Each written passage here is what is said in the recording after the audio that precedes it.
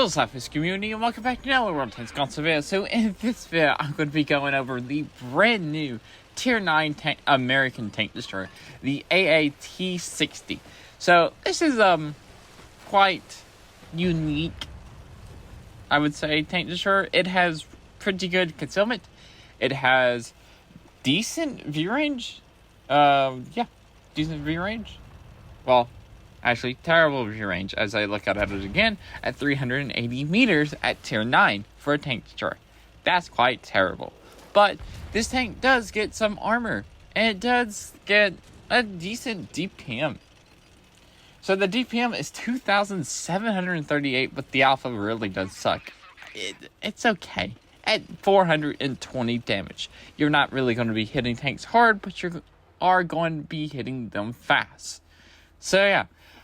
So, this tank review a little bit different. So, what did I think about this tank? Well, this tank's actually quite fun.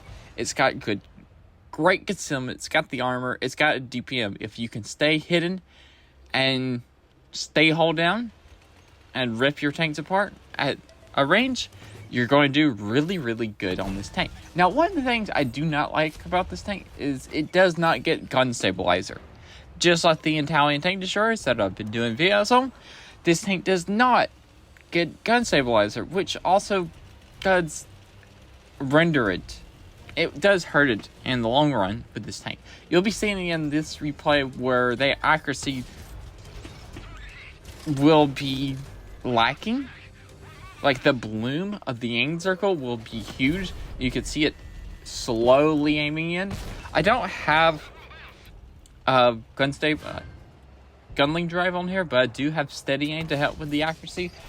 The aim time is 1.7 and the accuracy really does suck.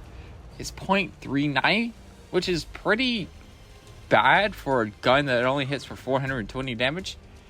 So that's pretty bad.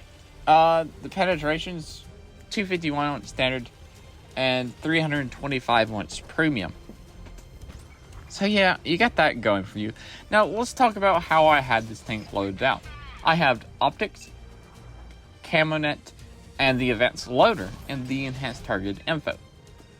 You can always drop one of those equipment and get the gunling drive to get your aim circle to aim in faster. Now my commander skills is Born Leader, Rapid Loading, Steadying, Green Thumb, Situation Awareness, Sixth Sense, Multiple Shot, Camouflage Expertise, and Solid Driving. Now you could always drop one of those skills to put Snapshot on. Basically the skill that improves your accuracy while turning your turret, which could be very helpful in this tank. So your blue won't go so big while turning your turret looking at different targets. But this game, the accuracy is working with me. It's just that giant bloom that I like to have the bloom as small. I like to have the aim circle as small as possible before I fire, so it takes me a while to like zoom in. But other than that, this thing's actually quite good.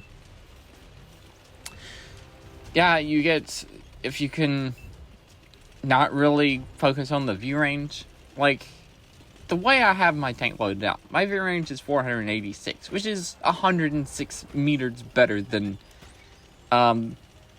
without anything on it. So that's good. What is my accuracy on this tank with steady aim and Born Leader and rations? It's 0.32, so cool. And my aim time on this tank is 1.57 seconds. But the accuracy, looking at the accuracy during movement and the accuracy during rotation, the accuracy during rotation, even with my loadout, is 1.57. That's turret rotation. And accuracy while moving is 4.66, which is completely terrible, which probably explains why it blooms so much while moving. And turning the turret, like, yeah. Getting some accuracy skills on there would be quite nice.